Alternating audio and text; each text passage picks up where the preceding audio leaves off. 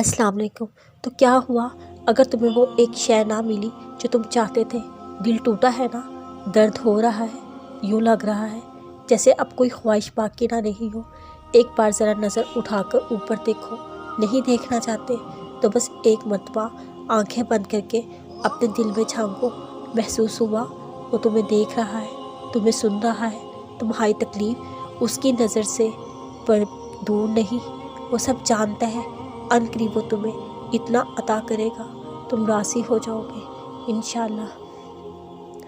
जिस राह पर आप चल रहे हैं उस राह पर अगर एक लंबे अरसे तक आपको कांटे ही कांटे मिले, फूलों का निशान तक ना मिले, तो आपको फूलों के बिछाए जाने की ख्वाहिश करने के बजाय उन कांटों को चुनना शुरू कर देना चाहिए, ताकि ज़िंदगी में आने वाला कोई शख्स अगर आपके साथ इस रास्ते पर चलना चाहे तो कम से कम उसे उन कांटों पर गुजरना ना पड़े जिन पर चलने की आपको आदत हो चुकी है।